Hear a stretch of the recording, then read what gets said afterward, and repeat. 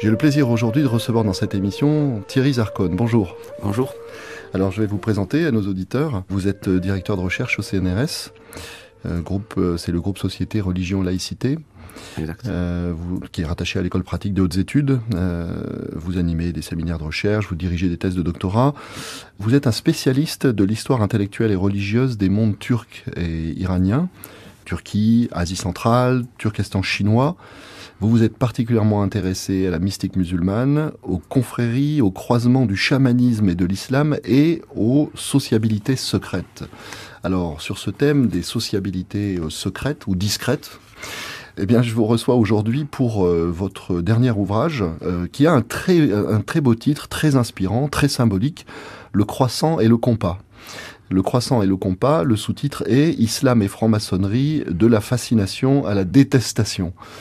C'est chez Dervy Livres, c'est paru en octobre 2015, c'est cela. C'est exact, oui. Rapidement, le titre, le croissant et le compas, on est tout de suite là dans le croisement symbolique ou l'assonance symbolique entre justement l'islam, le croissant qui symbolise l'islam, dont peut-être vous allez nous dire deux mots, je parle du symbolisme, et puis le compas qui est un instrument majeur de la symbolique maçonnique. Oui, c'est exact. Je veux dire, en choisissant ce titre, j'ai voulu insister sur ce qui fait la spécificité donc de la franc-maçonnerie, c'est la symbolique. Et comment justement ces symboliques allaient être croisées avec l'introduction de la franc-maçonnerie dans le monde musulman. Donc de là le choix donc du croissant qui caractérise le monde musulman et le compas qui est l'un des plus puissants symboles de la maçonnerie avec l'équerre. Alors vous n'en êtes pas, c'est le moins qu'on puisse dire à votre coup d'essai au sujet de ce goût que vous avez pour l'étude comparative entre les sociabilités secrètes, c'est-à-dire en l'occurrence entre la franc-maçonnerie et le soufisme, puisque vous avez publié déjà avant celui-ci de nombreux ouvrages sur la question. Je vais en citer quelques-uns. Il y a d'abord eu, et là on voit que c'est vraiment une passion ou une préoccupation ancienne, en 1993 chez Maisonneuve, un titre qui était Mystique, philosophe et franc-maçon en islam. Il y a eu également chez Arquet en 2003 Secrets et sociétés secrètes en islam.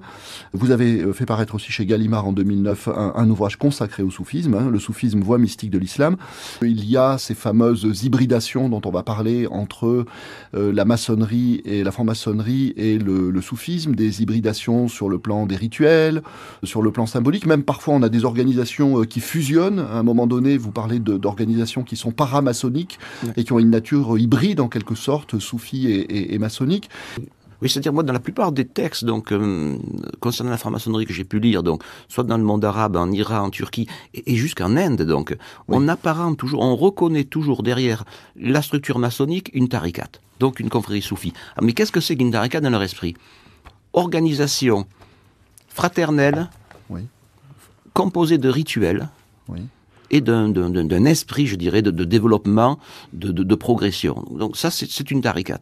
Pourquoi donc avez-vous commencé par Abdelkader? En fait, Abdelkader s'engage sur cette franc-maçonnerie traditionnelle qui est croyante. Il y reconnaît une confrérie religieuse. Il reconnaît dans la franc-maçonnerie la confrérie soufie des Européens, la tariqat. Donc il a l'impression d'adhérer à quelque chose qui ne va pas lui faire perdre sa foi et ses convictions religieuses. Quelque chose qui est à la fois religieux et puis méta-religieux, au sens où il trouve là quelque chose qui est effectivement en affinité avec ce que l'on peut trouver dans certaines confréries soufis, c'est-à-dire l'idéal d'une fraternité transconfessionnelle, et puis l'idéal également sur le plan doctrinal d'une unité des différentes religions et des différentes visions spirituelles du monde autour de quelques principes qui seraient des principes universels. Oui, en fait, c'est l'optique de la franc-maçonnerie de rassembler des personnes de religions différentes qui peuvent fraterniser, tout en leur permettant donc de fraterniser à travers à la fois leur conviction religieuse et même leur quête spirituelle. Et surtout, donc, la franc-maçonnerie se rapproche des tariqats dans la mesure où elle présente, comme un certain nombre de confréries soufis, un rite de mort-renaissance. Donc de mort au monde, de mort à ses passions et de renaissance au chemin conduisant à Dieu. Donc on se trouve dans le cadre de sociétés initiatiques, de là le terme d'initiatique. Et c'est la raison pour laquelle de nombreux musulmans proches ou non des confréries soufis, dans des tariqats, ont reconnu plus la franc-maçonnerie qu'ils ne l'ont découvert. Et c'est ce que j'ai pu noter dans de nombreux textes. Tout à fait. Vous insistez beaucoup d'ailleurs sur que vous mettez en italique sur cette notion de reconnaissance. De reconnaissance parce que les soufis vont trouver, notamment dans les rituels de la franc-maçonnerie, cette mise en acte ou cette mise en œuvre vraiment de ce processus que vous décrivez, ce processus initiatique de mort-renaissance, qui n'est pas seulement quelque chose qui est un principe théorique, mais quelque chose qui est acté par un certain nombre de rituels qui sont censés produire ce résultat d'une mort à ce qu'on pourrait appeler un ego ordinaire et de renaissance dans l'état que les soufis appellent, et vous en parlez beaucoup dans le livre, l'insan el-kamil, c'est-à-dire de l'homme parfait ou de l'homme universel. Donc il y a ce phénomène de reconnaissance. Alors voilà, je voudrais qu'on s'arrête un peu sur cet ordre des Bektashi qui joue un rôle important dans ce processus d'hybridation dont vous parlez. Est-ce que vous pouvez donc nous en dire plus? Il a été fondé, je crois,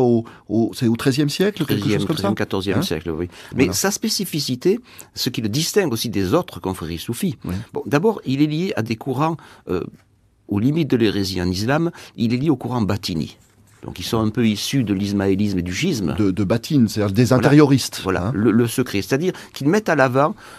un certain secret dans les Écritures, si on s'intéresse donc au Coran, c'est-à-dire que le secret, le sens secret des Écritures peut parfois se trouver en contradiction avec le texte apparent, avec le zahir. Voilà, c'est ça. Donc chaque verset a un dos et un ventre, donc une apparence, une littéralité, et puis un sens, et même plusieurs sens allégoriques emboîtés les uns dans les autres. C'est les poupées russes appliquées au Coran. Absolument, oui. Alors, ce qui fait que du côté de l'orthodoxie musulmane, le baptisme naturellement n'est pas très bien vu. Il n'est pas en odeur de sainteté, c'est le moins qu'on puisse dire. Alors, il y a cet aspect qui caractérise le bektachisme. Oui. Un autre point, c'est le secret.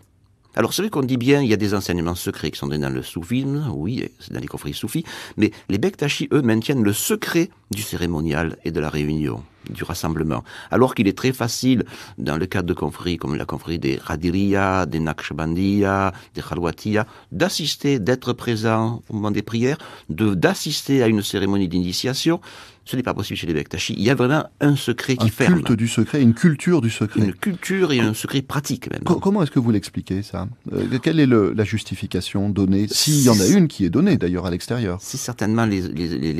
l'influence du batinisme et de l'ismaélisme qui a toujours maintenu le secret. Et un troisième point qui distingue le bektachisme des autres confréries soufis, c'est que la cérémonie d'initiation du bektachisme est une mise en histoire de plusieurs symboles.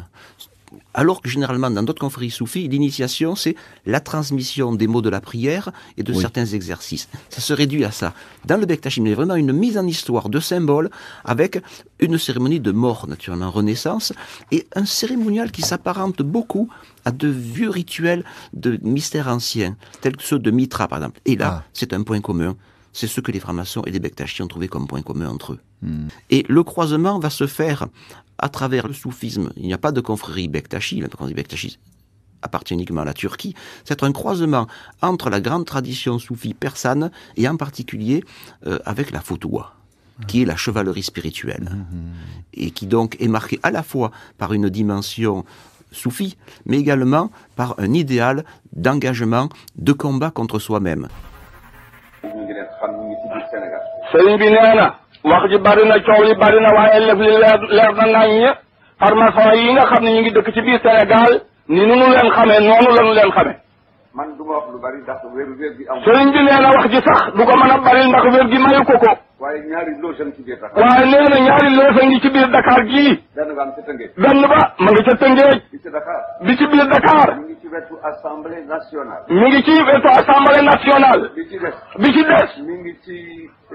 Fann. mi ngi ci Fann. ci wetu Kër Mabut. ci wetu Kër Mabut wu président. ba ca Tëngéej ma nga fa. ba ca Tëngéej ma nga fa. ñu mu ñëw ci seen loxo ñu di ko doxalit nag xam na leen. ak ñi nekk fii ci Dakar. nga di leen gis ci jàkka yi. ñooñu nag ñu ngi ci boole nag di sol seeni mbubb di dem ci jàkka yi. fu ñuy jàng ci kaamil bi kat dañ cay am jukki. waaye loolee du jëriñ dara wurut nañu yàlla ca biir. farmason. nee na boo demee ci place yi mu lim fii ba ci gën a rëy. boo ñëwee ba ca buntu ba. ba ñu xam ne yow daa yaa ñëw di jaayeen seeti tey.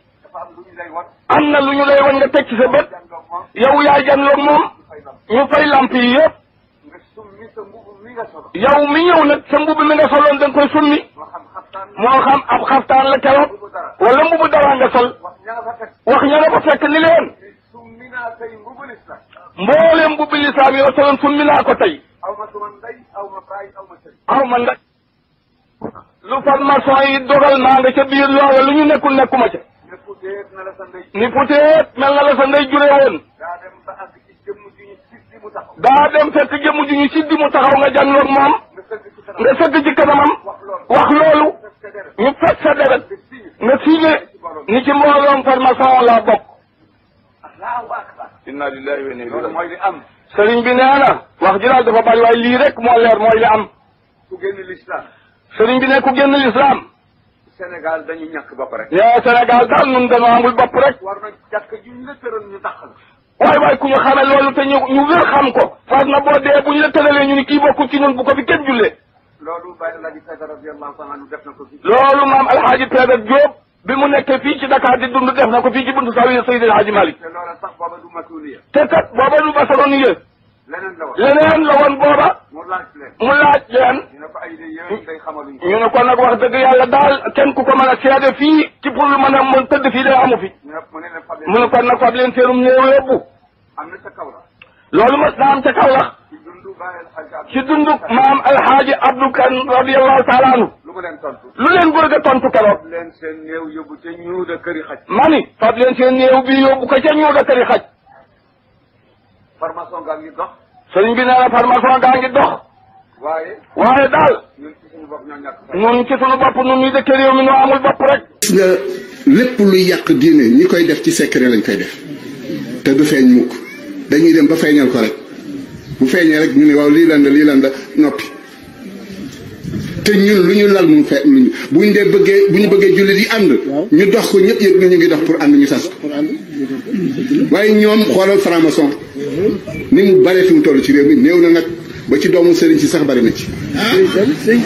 doomu sëriñ si ak ilimaan yi jiite jàkka yi bari nañu franc-maçon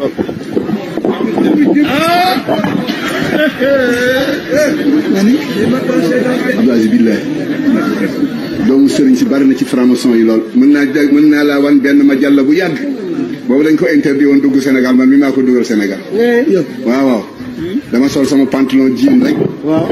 sol sama benn fii ba si fii élastique ko takk ko ba mu dugg ak ma ànd ak sama kii ñëw ku may gis dugal ko ci dëkk maa ngeeg moom ba tey waaye Maroc laa ko jënde woon ñi ca bokk ñu ci bare ngi ci loose yëpp laa xam loose yëpp a ngi ci ma jàll boobu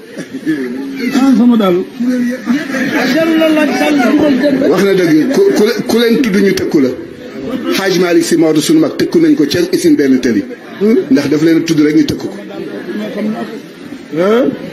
ku leen tudd ñu tëkku la waaye man ragaluma dee te sama dee jot na sax bu ma leen tuddee ñu rey ma benn yoon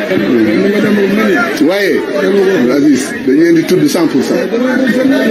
dañ leen di tudd 100% xam naa ci ñu bari nag xam naa ci ñu bari kon wax leen yàlla na fi yàlla yàlla nañ ko yàlla boole defal ku leen tudd ñu wutal la pexe te nag kër sëriñ si yëpp a ngi à l'écoute kër sëriñ si yëpp a ngi à l'écoute benn waay ñëw ne ma sa sëriñ bi fii la ma fekk ci jàkka ji ni ma sëriñ bi mooy tulli joxe sa téléphone wala ngay déglu yenn heure yi ñu ngi lay siiwul bu baax a baax te ci ñoom la bokk moo ñëw wax ma ko cofeel gu ma am ci yow nag moo tax ma wax la ko moom ci ñoom la bokk moom waaye cofeel gu mu am ci man moo tax mu ñëw wax ma ko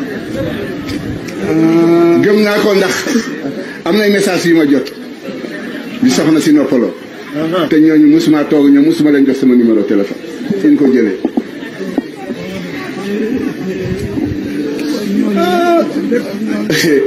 adduna yàqu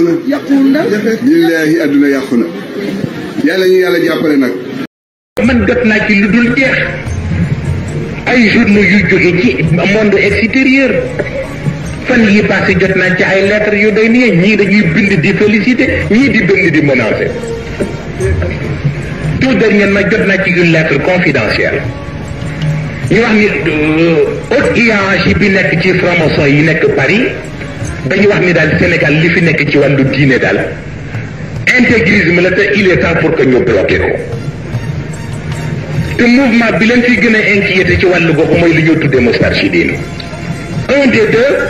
ou ñu def pression pour ñu bloquer mouvement bi wala ñu liquider leader bi. maa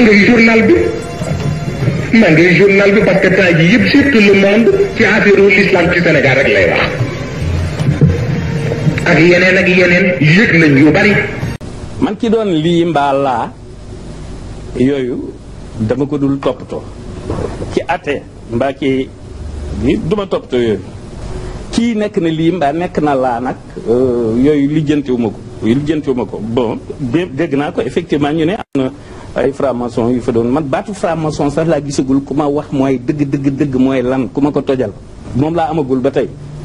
waaw moom laa amagul ba tey dégg naa am na benn yu may dégg ñu naan ñoom nëbbuwuñu léegi te laa ay yooyu waaye am na ci sax ñoo xam ni. buñ jàppee ay loge yu mel ne maçon yi. dañuy yàq jikko yooyu de. dañuy xaar sëñ Modou Ka. ñooñu ñun loolu ci spirituel bi la wala temporel bi la ñoo naan ñii dañuy yàq jikko yi wala nangam ak i nangam. waaye docteur toge bi moom lan la wund colin gi. moom xam naa ñu bëri sénégalais dinañ ko laajte comme man. waaw xam nga kii académie française ñoo ma ko jox mooy mbubb mi ñuy boole ak diplôme yi docteur honoris causa. pour wax leen nag importance su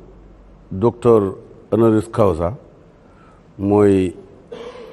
cubb bi nga xam ne nekk na recteur UCAD pendant au moins plus d'une dizaine d'années. ren la ko door a am ci université Bordeaux te am na pourtant yeneen i doctorat parce que yële yaa koy wuti. bii nag université moo lay utal pour jox la ko. titre bu prestigieux la. waaw te itam bu deekee bu ñuul kukk kese ba tey bu xonq bi mooy bi gën a fort bu dee magistrat la. président cour suprême moo koy sol premier président moom rek moo koy sol. am na sax ñoo xam ne. seen ñàkk jàng seen ñàkk xam dem nañ ba ne tëri franc-maçon la ma ne ko bii de bu doon franc-maçon bu kon moo koy am kon de dana doy waar bii xam-xam rek ko koy maye. xam-xam voilà waaw ni nga xamee ne itam buñ la koy takkal sa bàkku réew ngay takk kii mooy ordre national du Lion am naa ci chevalier ci loxo Léopold Senghor am ci grand officier ci loxo Abdou Diouf am ci bii commandeur kii keroog biñ ma koy takkal man ak Serigne Mansour Sy Djamil di taawu Serigne Babacar Sy fii ci Fass sañ dëkk ñun ñaar lañ ko takkalandoo benn bés photo yaa ngi fi sax boo dee photo yi man ak moom la moom ñu takkal ko Grand Croix man ñu takkal ma bi nga xam ne moom moo topp ci Grand Croix kon nag xam nga loo xam ne kan moo fi moroom mi Seydi Moustapha Sy Djamil mu Seydi Aboubacar Sy mu Seydi El Hadji Malick xam kooku boo taxawee ñu di la jox di ko jox distinction la mais man sama baay dafa nekkoon nit ku effacé ku bugguloon ay daraje lii grade bi takkal nañ ko ci ndigalu dëggul ci buntu këram bàyyi ñu sarakam mi ngi taxaw ci wetam waaye dañoo dem rek mu jël ko taxañ ne man décoration Cheikh Tidiane laa bëgg denc ko kon nag ñun dañ dul wanewu ci côté boobu waaye léeg-léeg nga leeral yàlla nee na boo leeralee dan tax ñu nekkoon ci lëndëm ne ndekete yoo ni la demee waaye defe naa ne robe bu ñuy nëbbatu di ko sol kenn du ko jot ci télévision ne maa ngi voilà leeral boobu am na ci solo alors kon ñi nga xamante ne ñoom ñoo fas yéene jàkkaarloo waaw te it ma bu ko caméra bi bëggoon a kii lii drapeau Sénégal la xaw ma caméra bi nag daf koy mën a jekkoo nii wala nele waaw voilà mu ngoog waaw mu ngoog kii drapeau Sénégal la Abdou Diouf moo signé diplôme bi ok kii ku defalul Sénégalais jaloore militaire wala yeneen i kii duñ la ko jox maanaam tey Aliou Cissé bu indi woon coupe bi biñ koy du mën a passé bii dëgg la donc Cheikh Oumar Diagne enseignant chercheur. si sa intervention dama dégg nga tudd Ahmed Khalifa Niass ak keneen nga ni ñoom ñooy yàq diine ji dañ leen a convoyé pour ñu yàq diine ji lan nga li nga wax noonu fan nga ko teg. waaw damay wax ni Penda Mbow professeur Penda Mbow donc moom dafa am benn membre la bi nga xam ne am na organisation bu mag bu ñuy wax ñu tax sax les Rockefeller organisation Rockefeller yi la benn organisation bu rëy la bi nga xam ne dafay liggéey ci lépp luy yàq askan yi luy yàq diine yi ak luy yàq état yi maanaam dañoo am projet ñoom de gouvernement mondial unique parce que projet bu projet franc-maçon la donc institution boobu sax primé na ko récompensé na ko pour ay travaux faits donc moom day liggéey bu baax a baax kon ak ay organisations yi xam ne organisation yi l'islam mooy seen cible donc kon su amee yenn positions yi par rapport ak l'islam te duggulet nekkul lu bees duggulet muy attaqué voile duggulet mu attaqué ba héritage islamique attaqué na ko le mariage attaqué na ko te lii yëpp c'est des fondements de la foi de l'islam yi xam ne wax dëgg yàlla elle se plaît à agir chaque fois génn te dama jàpp ni du nen ndax xam na bu baax ni su waxee dara ci voile xam na ni Sénégal bi ñu jug nañu mer nañu dal ci kawam waaye elle a jaugé te jaral na ko mu joué rôle boobu dañoo war a lijjanti lan moo nekk ci ginnaaw ak lan la ci war a am ci ndàmpaay ak neexal ba mu jaral ko mu dem kamikaze ci peuple sénégalais bi nga xam ne moo gënoon xam ni gars dañu ko bàyyee noonu. waaw Ahmed Khalifa Niass moom démarche franc-maçon dëgg laa moom parce que franc-maçon yi dañoo soxla ñoom ci biir diine am ay pions yoo xam ne mooy ni màbbal diine Ahmed Khalifa toujours lépp luy màbb diine ak lépp luy yàq àndandoo jullit ñi ak lépp luy féewale ak xaajale ci loolu lay dox daa iman donc lii nag mu nekk lu ñu tiital yoo xam ne bu dee am nañ dans la classe intellectuelle des personnes am nañ dans la classe maraboutique d'autres personnes yoo xam ne ñoo leen di génnandool de manière simultanée ndax génn bii c'est pas un hasard donc kii génnandoo. yaa ngi maintenir ne que am na ay loges maçonniques yu nekk si ginnaawam. ah dama ne daal lors de sa cérémonie biñ ko doon récompenser def ko docteur honoris causa joxaale ko les clés de la ville de Lyon di ko màggal dama ne assemblée boobu ñi fa toogoon ñëpp ñoom Jules Fraisse ak ñi fa nekkoon ñëpp laa ñoom de la Charette ñoom ñëpp je les connais ay franc-maçon lañ la wax mu ne ko nag yow léegi leer la sa position ndax oui ou non da nga bokk ci loge bi man li ma wax ba tey maa ngi ci de léegi nag moom bu répondre ci question parce que ba léegi répondre ci question boobu bu répondre ci question man naa ci waxaat incha allah. kon li dal Sénégal mooy li ñuy wax doctrine sociale des loges xam naa dinañ ci dellu si beneen yoon doctrine sociale des loges boobu moom moo ñëw jaxase lépp jaxase dégg naa même ci biir ay marabu yi ak ci biir yenn kii dañ leen dugal foofu pour di leen jox ay dërëm ak ay. kon am na ay marabu franc-maçon au Sénégal. non du man maa ko wax xam nga ñun dañuy def ay recherche muy ay marabu yu ñu ne dañ cee bokk du man maa ko wax de. maçonnerie comme ni nga koy waxee dañuy jàngal ne début ba sax xalaat bu noble la woon ñu jógoon la am yéenewu tabax seeni réew voilà am yéenewu tabax léegi ñooñu dem nag d'après histoire dafa am ñoo xam ne dañoo génne yeneen idéologie ci biir mouvement boobu faf nag teg ko ci ay pas-pas lii la ñu war a gëm pour dem lii la ñu war a développer pour dem bu àggee cadre boobu nag léegi moo ba ñu ko tekkee woon dafay des mais jëf ji mooy doy waar xam nga léegi nga discuter ni mu ne franc-maçon mu décrire ko définir ko effectivement ci mot bi doo am problème boo ko définiree doo am problème parce que la leen taxoon jóg moo andi tur bi mais idée yi génn après pour loolu dox islam moom lay àttee ngëm-ngëm gi seen signes yooyu nga xam ne signe presque dajjal la voilà ni ñuy liggéey mu luus et cetera ku ci nekk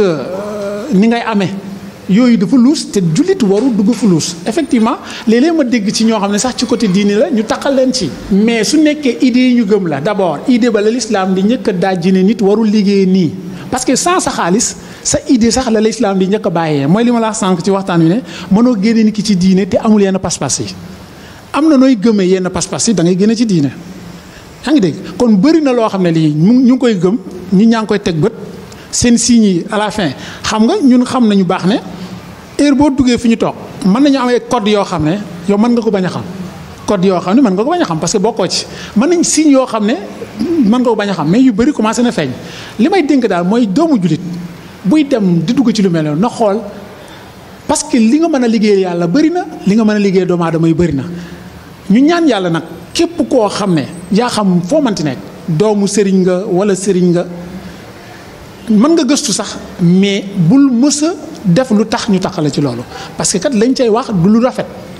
yaa ngi dégg dontoon lu bëri xamuñu ko ci mais yañ ciy dégg du lu rafet mais cosaanam woon lu baax la woon mais déviation moo am après yàlla musal ñu ci loolu parce que ni ñu koy déggee rafetul loolu. sénégalais bu njëkk a initié ci wàllu franc-maçonnerie c'était un commerçant saint-louisien tudd Birane Sadi moom mooy sénégalais bu njëkk a dugg ci wàllu franc-maçonnerie moom ñi ko initié en 1882 en juillet 1882 la ko initié ci wàllu franc-maçonnerie mais nag aussi depuis jamono jooju boo xoolee kilifa diine yi fi nekkoon ñu doon diingat franc-maçonnerie du jàmmaarloo ak ñoom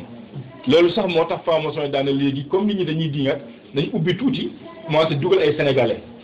moo tax dafa mel ni sénégalais boo nekkee franc-maçon nit ñi mus yéene ñu la ko woon daa mel ni daal juste de politique boobu la nañ def nañ ubbi dugal ay sénégalais pour gars yi xaw ñoo ñemee loolu moo tax ñu initié Birane Sadi en 1822 après loose boobu nag ba loose mooy l'union sénégalaise après mu nekk comme ni ma koy sànq l'avenir du Sénégal beneen loose mais en 1899 la loose bu njëkk am Dakar loose boobu mooy l'étoile occidentale Blaise Diagne mi ngay dégg naa ko Galaye Diagne am na sax ñu ne nekkoon imam daana noddu si jumaay Gorée gi na jàkkee Gorée xam nga jumaay Gorée gi nekkoon xaafis Xuraan waxtu Alxuraan tubbi mu tat nekk chrétien moom foofu la initié en 1899 muy naan la mën la kii l'étoile occidentale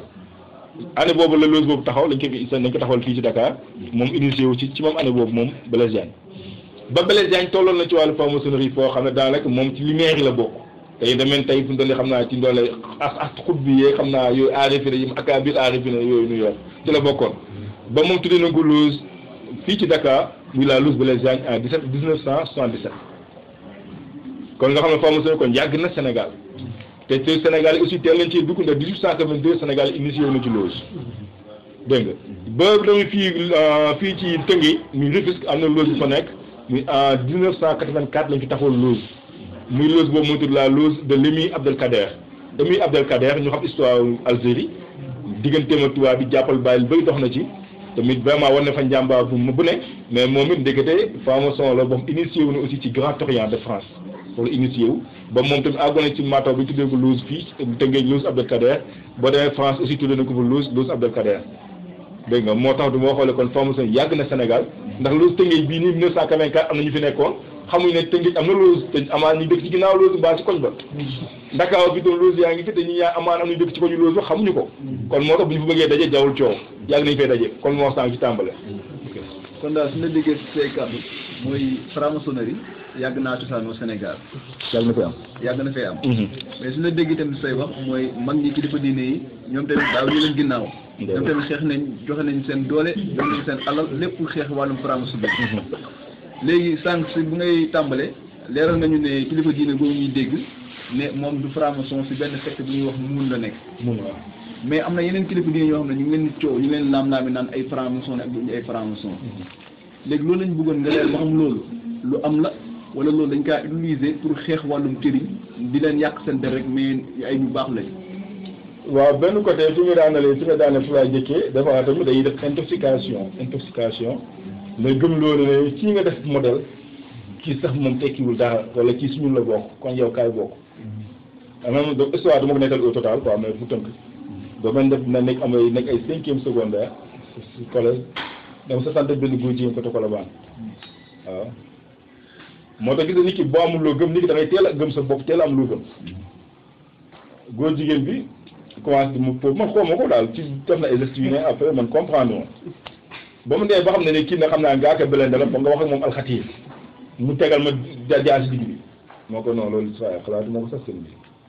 loolu tooy nekku ci ay wax ma ay mbàkke dañ koy def lu ko defal ci sama yoon non ko naka comme ko wax naka def sa ñëw ma kaa jaar ne ko diw bu ko defoon sa sama yoon nekku ci parce que man nga am ay diw ay mbàkke ma quoi dugal fii nga am nangam sàngam gis nga boobu lu ma sauvé mooy esprit de dissidence boobu gars yi di ma sikkee des fois naan chef dafa metti dafay daj ko moo ma sauvé parce que moom bu ma ko dama gëm yooyu mu ni di ma gën ma nag ku diw nga def dara nekku ci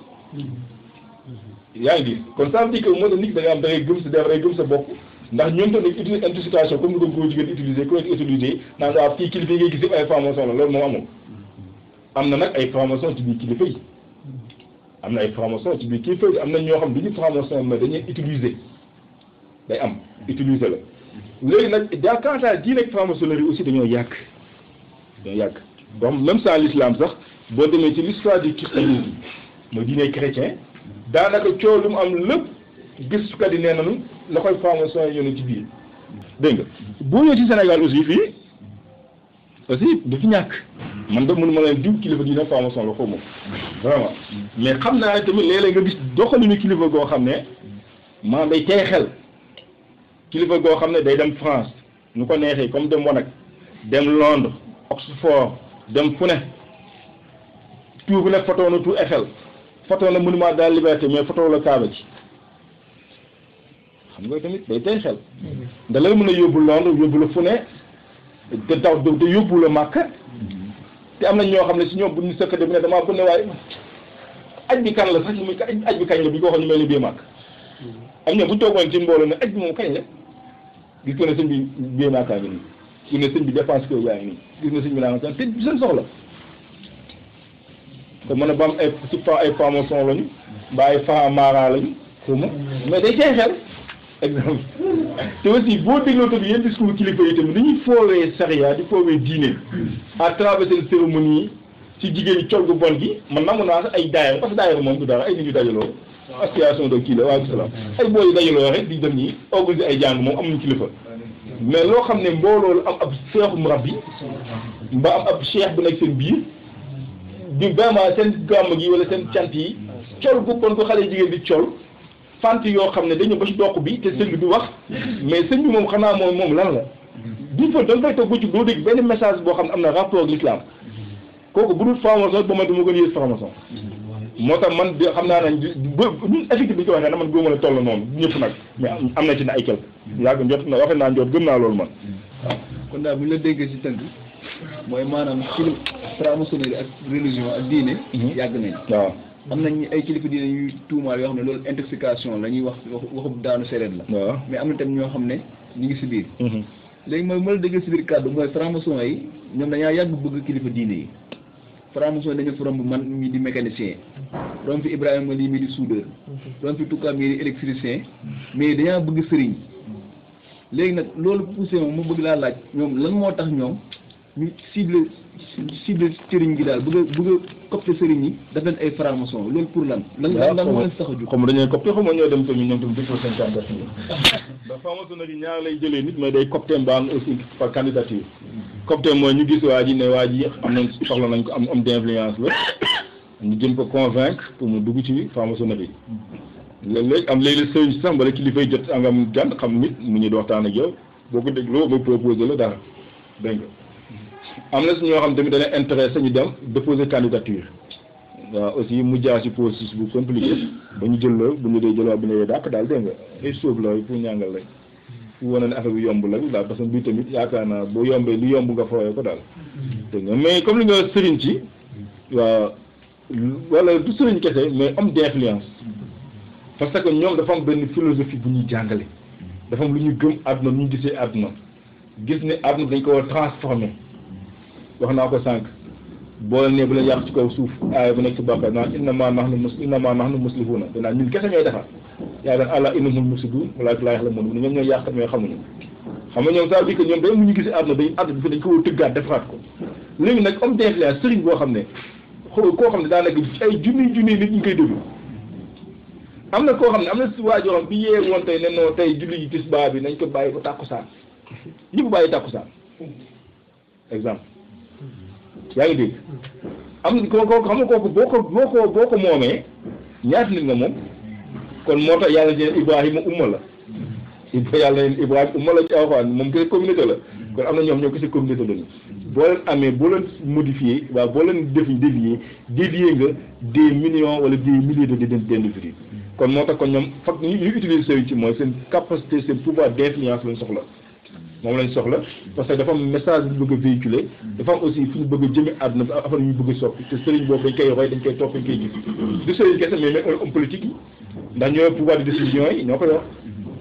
aussi parce que ñoom boobu moomee homme politique yi boo leen moomee day jouer ci loi yi jouer ci atte yi jouer ci lu ne jouer ci dëkk bi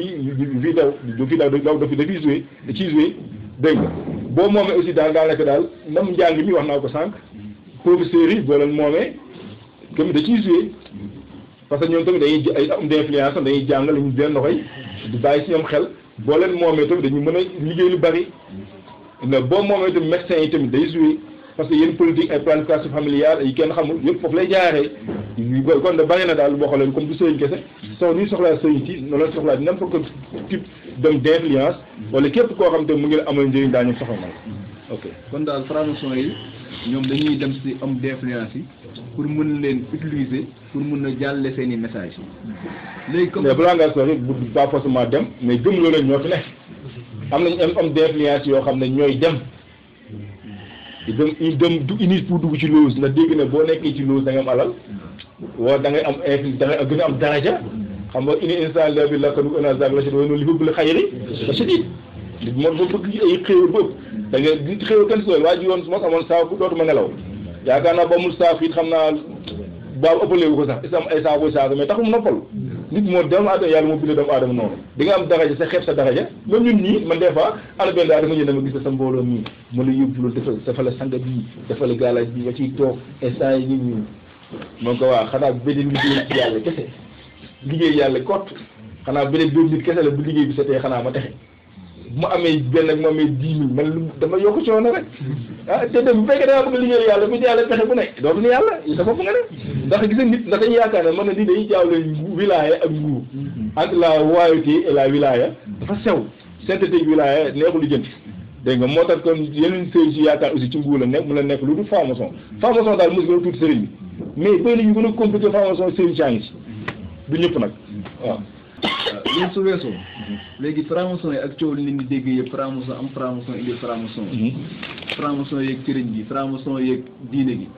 ñoom franc-maçon yi lan moo leen tax a dëgg lan mooy seen objectif ñoom lu ñu bëgg ba tax ñuy fu nekk ñu dem fa jéem fa luñ fa samp wala jéem fa nu ñuy recruter ut ay d'influence ak loolu noonu lan moo leen tax a jóg lu ñu bëgg nag boo nekkee franc-maçon buy di ay texte franc-maçon doo ñu bokk mel ni man li ma wax loolu ñu bëgg da nga naan noo dama leen di diŋat